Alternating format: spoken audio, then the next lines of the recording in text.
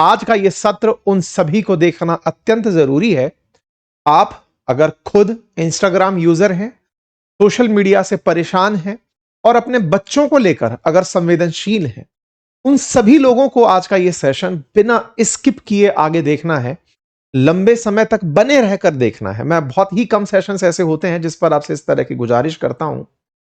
अगर आप पेरेंट्स हैं तो इसे अपनी जिम्मेदारी समझकर, ग्रैंड पेरेंट्स हैं तो इसे अपनी जिम्मेदारी समझकर जरूर देखिएगा। आप में से बहुत सारे मेरे प्रियजन ऐसे हैं जिन्हें सोशल मीडिया में इंस्टाग्राम की लत लग गई है। लत इस तरह कि बस वो एक बार इंस्टाग्राम में एंटर करते हैं और उसके बाद उन्हें नहीं पता चलता कि बाहर एग्जिट कब लेना है। बस वो स्क्रॉल करते चले जाते हैं, चले जाते हैं, चले जाते हैं। वो चाहते हैं कि वो एक बार के लिए इसे बंद कर दें, लेकिन अचानक उनमें तड़प सी उठती है और फिर दौड़ करके वो इंस्टाग्राम के अंदर एंट्री कर जाते हैं। इंस्टाग्राम और फेसबुक ने आपको पूरी तरह एडिक्टिव बना दिया है। एक ऐसा डोपामाइन बायोलॉजिकली, साइकोलॉजिकली आपके अंदर डाल दिया है कि अगर आपने उसमें नहीं समय बिताया तो समझ में ही नहीं आएगा कि ये जो डोपामाइन रश था मेरे दिमाग में आया हुआ, ये कहीं गायब तो नहीं हो जाएगा। ये जो खुशी का हार्मोन सेरोटोनिन जैसा जो फील दे रहा है, ये अल्टीमेटली क्या है? तो पहले हम थोड़ा सा इसके पीछे का सेंस समझ लेते हैं और फिर क्राइम समझेंगे कि क्राइम क्या है।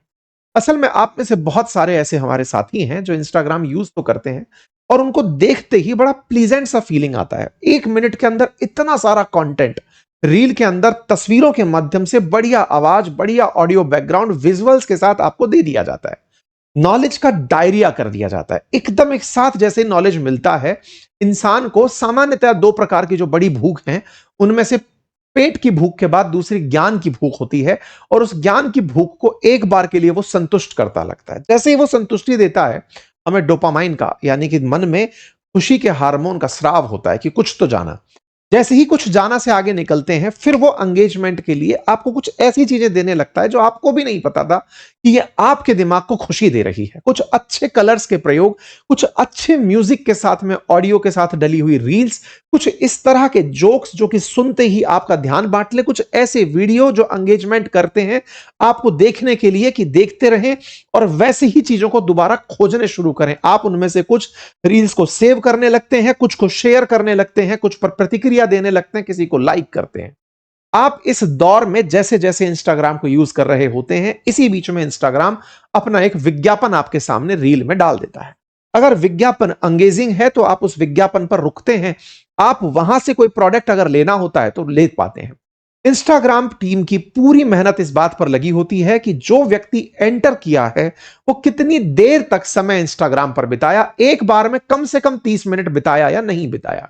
अगर आप 5 मिनट से कम समय बिता रहे हैं तो इंस्टाग्राम की टीम को टेंशन होने लगती है कि हमारे पेज पर यह व्यक्ति क्यों नहीं रुका।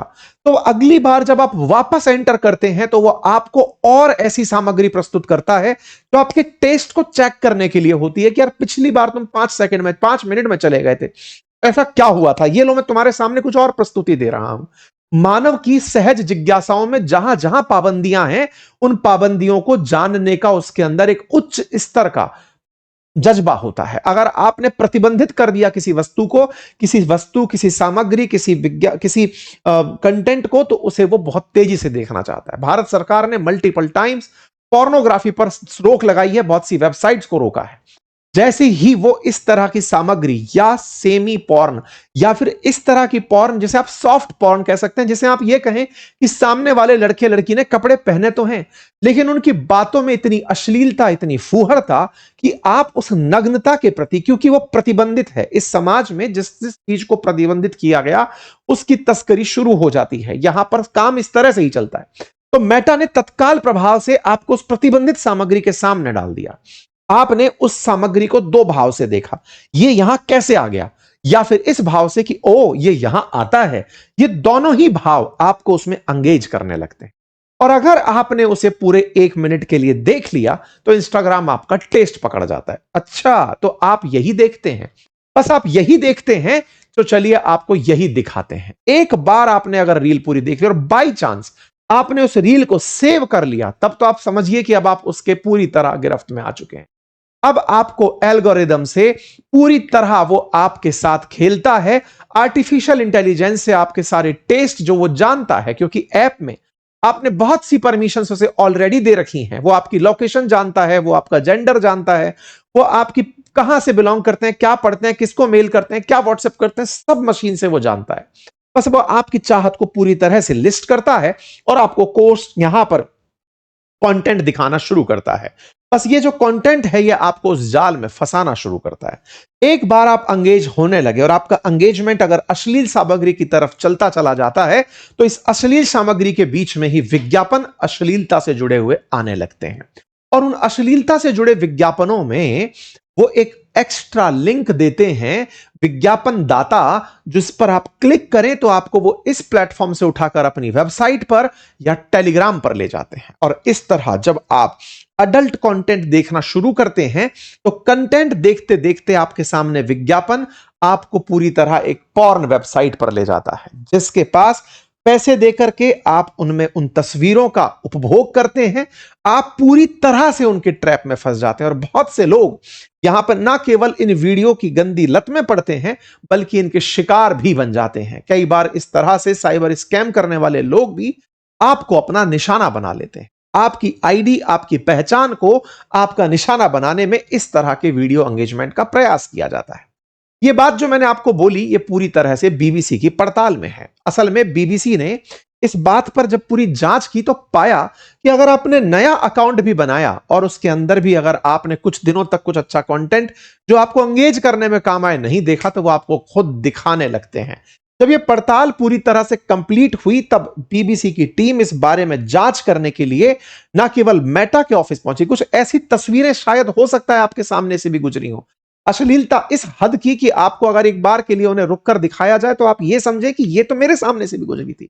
वो इसलिए ताकि आपकी आंखों को रोका जा सके। बीबीसी ने इस पूरी पड़ताल को जब किया तो यह पाया कि इनको दिखाकर विज्ञापन के जगत में एंट्री की जाती। अब आप पूछेंगे विज्ञापन से इंस्टाग्राम का क्या लेना देना? साथियों, एक साल में $200 बिलियन का व्यापार मेटा ने केवल विज्ञापन से किया। 200 बिलियन कितना होता है? अमेरिका से भारत का व्यापार $140 बिलियन का है, जिसमें हम $40 बिलियन कमाते हैं, जिसके दम पर ट्रंप हमें एनी टाइम धमकाते हैं टैरिफ के नाम पर। अब $40 बिलियन जो कमाते हैं, मेटा अकेला $200 बिलियन कमाता है केवल विज्ञापन पर। उनमें से 98% जो कमाई है ना उसकी वो विज्ञापन से है। और उसके विज्ञापन फेसबुक, इंस्टा, वो इन्हीं तमाम प्रकार की चीजों से आप जितना कंज्यूम कर रहे हैं विज्ञापन ऑटोमेटिक आता चला जाता है। ये पूरी जानकारी जब पड़ताल में देखी तो पता चला कि बच्चों के साथ भी यौन शोषण, क्योंकि जो चीज प्रतिबंधित है, चाइल्ड पोर्नोग्राफी प्रतिबंधित है, तो विज्ञापन के अंदर उसी को चलाया जा रहा है। एंगेजमेंट ज्यादा आ रहा है और इंस्टाग्राम ने इस एंगेजमेंट के गणित को इतना पकड़ा कि लोग जितना एंगेज हो रहे हैं वो इसके उपभोगकर्ता होते जा रहे हैं। और धीरे धीरे आपको पता नहीं चलता, आप वयस्क हो सकते हैं, बड़े हो सकते हैं, आपको लत समझ में आती होगी, लेकिन उस बच्चे को यह लत समझ नहीं आती जिसके हाथ में आपने सोशल मीडिया पकड़ा रखा है, आपने मोबाइल पकड़ा रखा है। जो बच्चे इस मोबाइल की संगति में आ चुके हैं, इन ऐप के साथ समय बिता रहे हैं, वो इस प्रकार की क्यूरोसिटी में, क्योंकि उनके लिए हर चीज नई है। पेरेंट्स फिर भी उस दौर से गुजर चुके हैं कि उनका एक्सपोजर तमाम प्रकार के बातचीत के साथ, सामाजिकता के साथ हो चुका है, लेकिन बच्चे जो एकदम क्यूरियस माइंड के साथ हैं वो इसके उपभोगकर्ता और तेजी से बनने लगते। इंटरेस्टिंग है कि जब बीबीसी ने यह बात इंस्टाग्राम के अधिकारियों से जानने का प्रयास किया तो मेटा ने इस पर कहा कि यह पॉलिसी वायलेशन में विज्ञापन पकड़े ही नहीं जाते, क्योंकि उनके अनुसार यह किसी भी गाइडलाइन का उल्लंघन नहीं कर रहे, क्योंकि समझदार लोगों ने जो विज्ञापन डाले हैं उन विज्ञापनों से वो शब्द लिखकर उन्हें ऐसी जगह ले जा रहे हैं जो कहीं ना कहीं इंस्टाग्राम से क्राउड को दूसरी तरफ ले जाने के लिए हो रही।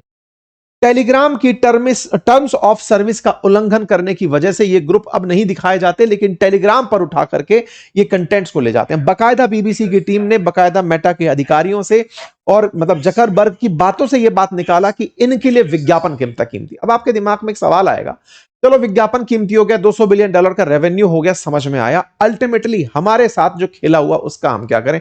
हमको किस तरह से गलत माना जाए? हमने क्या गलत किया? मेरे प्यारे साथियों, इस देश के अंदर या दुनिया भर के देशों में, अमेरिका की अगर मैं बात बताऊं तो अमेरिका में ड्रग्स इंस्टाग्राम के थ्रू बिक रहे थे।